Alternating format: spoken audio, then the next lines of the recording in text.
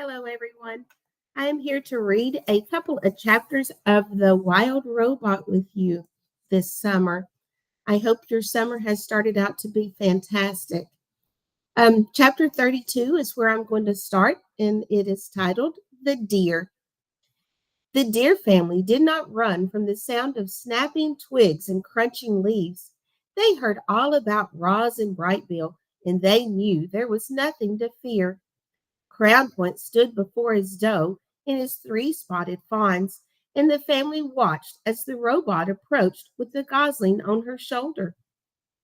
Hello, dear. My name is Roz, and this is Brightbill. We are looking for a doe named Tawny. Crown Point moved aside, and the doe silently stepped forward. Mr. Beaver helped us build a lodge, said Roz, and he thought you might help us grow a garden. Mr. Beaver helped you? Came Tawny's gentle voice. You must have done something for the beavers. I brought them freshly cut trees, said Roz. Tawny looked at Crown Point, and the buck slowly nodded. I will help you grow a garden, said the doe to the robot, if you will let my family eat from it. The robot nodded in agreement, and then she quietly led Tawny back to the nest. Here's a picture of the deer family. The next chapter is 33, and it is titled The Garden. After inspecting the grounds, Tawny asked Roz to remove all the dried brambles and weeds and leaves from the garden area. She asked her burrowing friends, the moles and the groundhogs, to dig through the dirt and loosen the soil. And then she asked all the neighbors to do something rather peculiar. Please leave your droppings around the nest. The more droppings, the richer the soil, the healthier the garden. As you can imagine, Tawny's request got everyone's attention. The place was soon crawling with woodland creatures, curious to hear more about the garden project. And just like that, the robot was meeting her neighbors. The plan to help her make friends was already starting to work. There was a festive feeling around the nest that day. Animals were coming and going and chatting and laughing. After some pleasant conversation, each neighbor would choose their spot, leave their droppings, and be on their way, and always with a smile. We're happy to help, said two smiling weasels after finishing up their business. It was our pleasure, said a flock of smiling sparrows before they flew away. I shouldn't be much longer now, said a smiling turtle as he slowly made his contribution. As all this was going on, Roz walked around and thanked everyone. I am not capable of defecating, she explained, so your droppings are most appreciated. Once the grounds were fertilized, it was time for the plants. Tawny brought Roz and Brightbill out to a lush meadow. The robot sank her fingers into the ground and felt the spongy layer of roots below the grass. Slowly, carefully, she rolled up wide strips of sod, exposing the dark, wormy soil. She carried the rolls back to the nest and spread them out to make a patchy lawn. Then she transplanted clumps of wildflowers and clovers and berries and shrubs and herbs until the nest was surrounded by a scraggly collection of plants. It's not much to look at now, said Tawny, but the grass will grow into these gaps, and the flowers and bushes should perk up in a few days. I'll return soon to make sure it's all taking root, but before long, this will be a lovely wild garden. Next chapter is chapter 34, The Mother.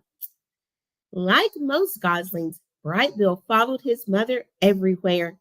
He was a slow, tottering little thing, but Roz was rarely in a hurry, and together they loved meandering along the forest paths and around the banks of the pond. However, they spent most of their time right in their own garden. You see, the garden was no longer scraggly. Thanks to the robot's careful attention, It was now bursting with colors and scents and flavors. Clearly, Roz was designed to work with plants. And here's a picture of Roz and Brightbill in their garden. Oh, Roz, you've been busy, said Tawny as her family grazed on the wonderland of growing things. This garden is glorious. You'll be seeing quite a lot of us around here. Tawny meant what she said. Each morning around daybreak, Roz and Brightbill would hear quiet footsteps outside the nest, and there would be Tawny and Crownpoint and their fawns, Willow, Thistle, and Brook, happily nibbling on the garden. The deer weren't the only regular visitors. The beavers became quite fond of gnawing on a certain hardy shrub at the edge of the garden. Digdown, the old groundhog, popped up to munch on berries. Broadfoot, the giant bull moose, came by to chew on tree shoots. And of course, bees and butterflies were there every day, happily floating through the flowers. There always seemed to be friendly animals hanging around the garden. It was amazing how differently everyone treated Roz these days. Animals who once ran from the robot in fear now stopped by the nest just to spend time with her. The neighbors smiled and waved whenever Roz and Brightbill wandered past, and at the dawn truce, the other mothers were eager to share their parenting advice. Here's some parenting advice. Make sure Brightbill gets plenty of rest. A tired gosling is a cranky gosling. When the wind starts blowing from the north, you must immediately get Brightbill to safety. North winds always bring bad weather. You'll never be the perfect mother, so just do the best you can. All Brightbill really needs to know you're doing your best. No gosling ever had a more attentive mother. Roz was always there, ready to answer her son's questions, or to play with him, or to rock him to sleep, or to whisk him away from danger. With a computer brain packed full of parenting advice, the lessons she was learning on her own, and the lessons she was learning on her own, the robot was actually becoming an excellent mother. The next chapter is chapter 35, The First Swim. Good afternoon, you two, said Loudwing as she waddled into the garden. Remember me? Brightbill. Loudwing, Loudwing. Very good, the old goose giggled. Now, Roz, do you know what tomorrow is? Tomorrow is swimming day, the day when all the parents take their goslings out on the pond for the first time. And you simply must bring Brightbill.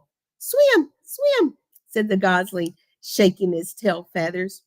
Brightbill can go, said Roz, but I cannot swim. I cannot go on the pond with him. I will not be able to protect him. Who'd have thought a big thing like you would be afraid of a little water? Loudwing laughed. Well, don't you worry about Brightbill. He'll be safe in the flock, and he's going to have so much fun swimming with the other goslings. We'll begin at sunrise, so don't be late. See you in the morning. And with that, the goose plopped into the water and glided away. Swim, swim, said the gosling. Yes, Brightbill, said the robot, staring at the pond. Swim, swim. Early the next morning, peeps and honks and splashes began echoing across the calm water. Roz and Brightbill followed a trail through the fog and over to a beach that was crawling with fluffy goslings and proud parents. Roz took a few steps into the water, and her survival instincts immediately flared up. The robot's computer brain knew that if water got inside her body, it could do serious damage. And so, as the other parents began swimming across the pond, Roz stood safely in the shallows and watched. Brightbill ran up and down the beach with the other goslings, peeping and laughing and pretending to be afraid of the tiny waves. When one wave finally pulled him in, he felt his body floating on top of the water. A big smile appeared on the gosling's face. Clearly, Bright Bill was designed to swim. Very good, Bright Bill, said Loudwing as she floated past. You're a natural. Yes, Bright Bill, you're a natural, said Roz, trying to sound like a good mother. Loudwing rounded up all the goslings and gave them a quick swimming lessons. Remember, everyone, paddle your feet evenly to swim in a straight line. Paddle with your right foot to go left. Paddle with your left foot to go right. Try it out and join the rest of us when you're ready. Happy swimming day! Loudwing and the other adult geese calmly glided toward the center of the pond. A jumble of goslings tried to keep up with them. The youngsters jostled and splashed and peeped with excitement, and gradually they paddled in the direction of their parents. Only Bright Bill lagged behind. Mama, swim? Roz pointed to the flock. I cannot swim. Go have fun with the other geese. You will be safe with them. The gosling took a deep breath, and then he shook his tail feathers and paddled his feet and set out on his very first swim. He drifted too far to the left. Then he drifted too far to the right. But his feet just kept paddling until he caught up with the other goslings.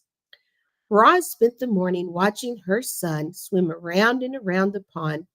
And as she watched him, she felt something like gratitude.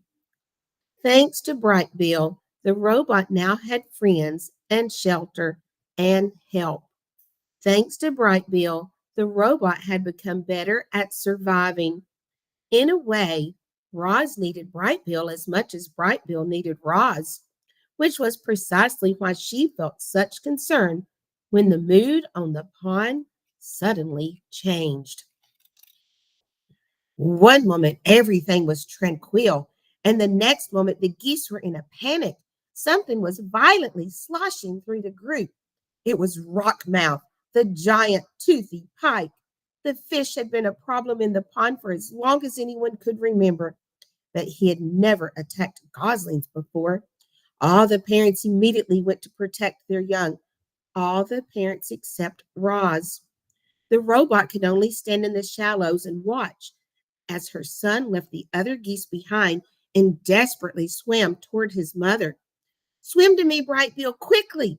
The gosling kicked as fast as he could, but alone on the water he made an easy target.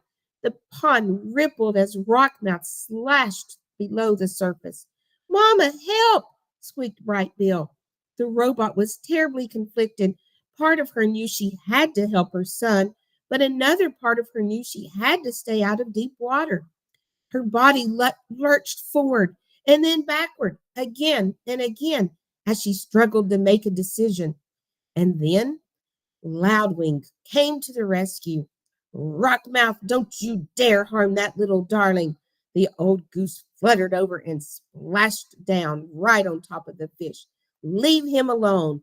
She pecked and kicked and beat her wings against the fish until he surrendered to the murky depths of the pond. Loudwing escorted Brightbill back to the beach, and a minute later the gosling was in his mother's arms, safe and sound. Rockmouth isn't as dangerous as he seems, said the goose, out of breath, but I think that's enough swimming for one day. Our next chapter is going to be chapter 36, The Gosling Grows. Brightbill soon forgot about the incident with Rockmouth, and he spent his mornings cruising around the pond with the other goslings. He was becoming a great little swimmer. He was also becoming a great little speaker. Hello, my name is Brightbill, he said to anyone who would listen. The gosling was small for his age, and he always would be, but he was growing bigger and stronger by the day. His increasing size was matched by his increasing appetite. He gobbled down grass and berries and nuts and leaves. Sometimes he'd snack on little insects. If it was edible, Bright Bill would eat it. And even if it wasn't edible, he might eat it anyway. Roz felt something like fright the time she saw Bright Bill swallowing pebbles on the beach.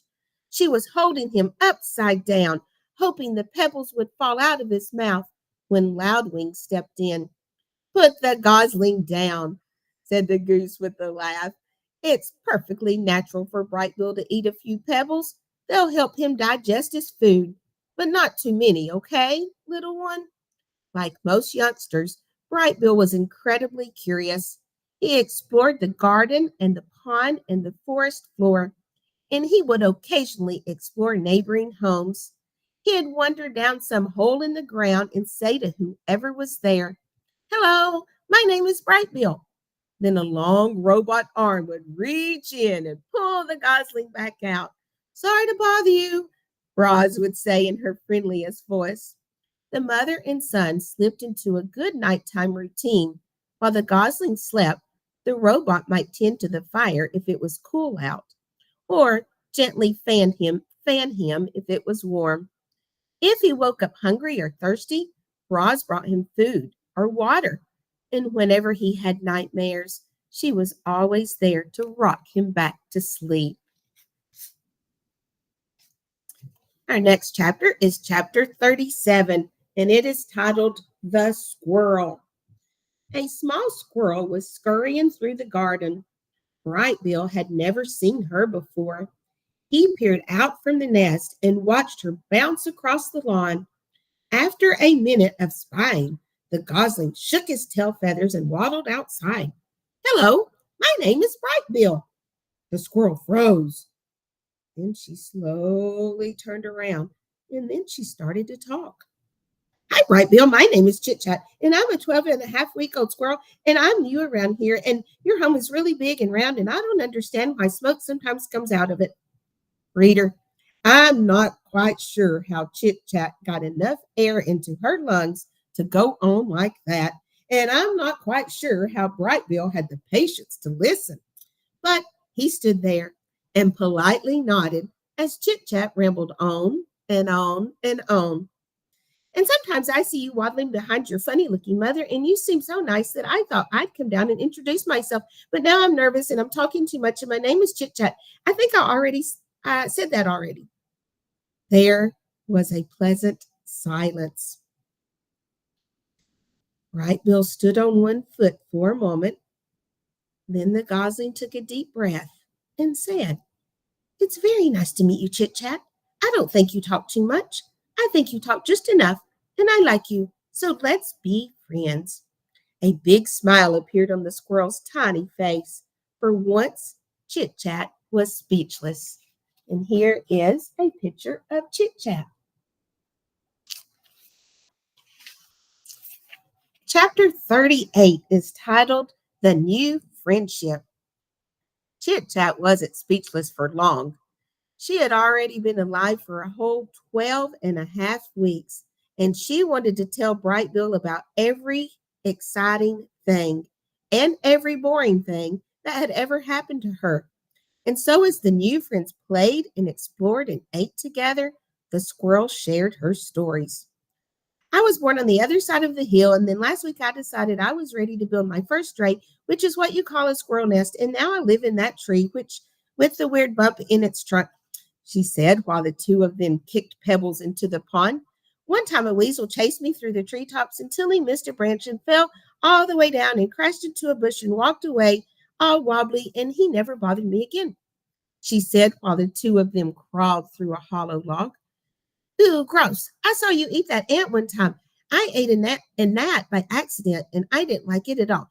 I mostly eat acorns and barks and tree buds and sometimes the yummy berries that grow in your garden," she said while the two of them took a snack break.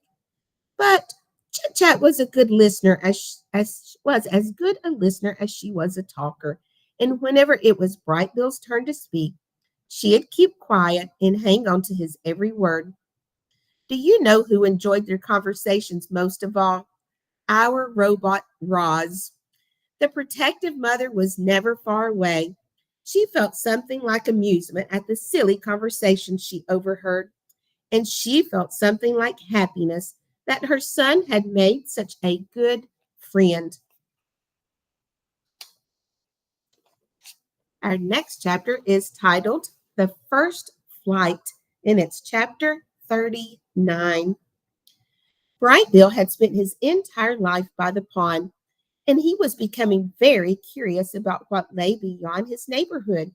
So one day his mother said to him, "Let us go for a walk, and I will show you more water than you can possibly imagine." Roz placed the gosling on her flat shoulder, and the two of them set off across the island. They marched out of the forest, crossed the great meadow, and climbed uphill until they were at the top of the island's western ridge. Before them was a grassy slope that descended all the way to the dark, choppy waves that surrounded the island. "That is a lot of water," said the wide-eyed gosling. "I'm a good swimmer, but I'm not good enough to swim across that pond." "That is not a pond," said the robot. "That is an ocean." "I doubt any bird could swim across an ocean." Waves rolled in from the horizon. Seagulls circled above the shore. A steady breeze blew above the slope. Bright Bill's yellow fluff had recently changed over to a coat of silky brown feathers, and he spread his feathery wings into the breeze. And then, "Mama, look!" For the briefest of moments, the wind lifted Bright Bill off the ground, but he quickly tipped backwards and thumped into the soft grass. "I was flying," he squeaked. "That was not flying," said Roz, looking back at her upside down son. "Well, I was almost flying. I'm going to try again." "I have observed many birds in flight," said Roz. "Sometimes they flap their wings quickly, and other times they fly without flapping at all. They spread their wings and soar on the wind." "So was I soaring?" said Bright Bill. "Almost. There, look at that soaring seagull. It seems like she is not doing anything, but if you look closer, you will notice that she is making small adjustments with her wings and tail. I think you should try adjusting your wings in the wind like her." Bright Bill hopped onto a rock and opened his wings wide. "The wind is pushing me backwards." "Change the angle of your wings," said his mother. "Let us see what happens when they slice through the air." Bright Bill slowly angled his wings downward. The more he turned them, the less the wind pushed him backwards. And just as his wings leveled off, "Mama, look!" he squeaked as his feet left the ground. "I'm soaring, I'm soaring." He hovered there for a second, rising a little higher than before, and then he sailed backward into the soft grass again. The gosling kept hopping onto the rock and kept riding the wind and kept tumbling into the grass until he started to find his wings. With each attempt, he floated a little higher and a little longer until finally Bright Bill really did soar. He lifted high into the air and hung there, floating. He turned his wings down and felt himself drop. He wiggled his tail feathers and felt himself veering back and forth. "I'm a natural," he squeaked. "You're doing very well," said Roz, "but you need to keep practicing." And so they spent the afternoon practicing up on the ridge. Once Bright Bill was comfortable soaring, he tried flapping his wings. He flapped high into the air. He flapped in straight lines. He flapped round and round in circles. A big smile appeared on the gosling's face. Clearly, Bright Bill was designed to fly. "I'm flying, Mama. I'm really flying." And there's a picture of Bright Bill and Roz practicing the flying. "You are flying," said the robot. "Very good." Bright Bill was now a real flyer, but all that flying had worn him out. He lowered himself toward the ground and tumbled into the grass one last time. His landing still needed some work. Roz placed Bright Bill on her shoulder and headed back to the nest. "I can't believe I can fly now, Mama," said Bright Bill in his sleepy voice. I just wish you could fly with me." And then the gosling's words were replaced by his quiet, steady breathing. Chapter 40 is titled The Ship. Brightbill was a flying fanatic, and his favorite place to fly was up on the grassy ridge. The robot and the Gosling liked to spend afternoons up there working on the finer points of flying. And it was on one such afternoon that they noticed something mysterious far out at the sea. And here is a picture of what they noticed.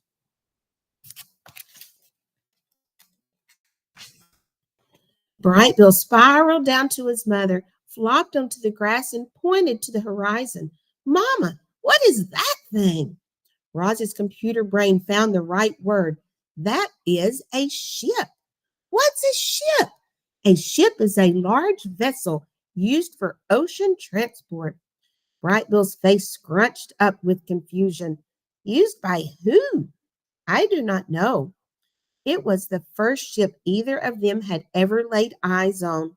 From that distance, it looked as though it were moving slowly, but it was actually racing across the waves.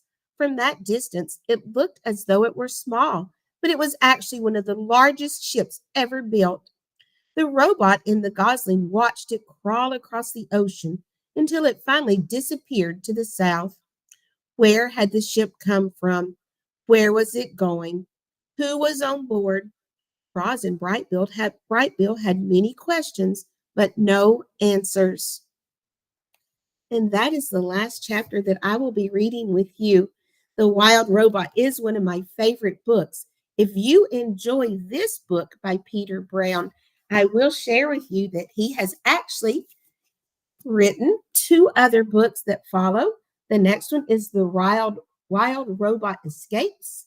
And then the third one is The Wild Robot Protects. I hope you enjoy all three of these books. Have a great summer.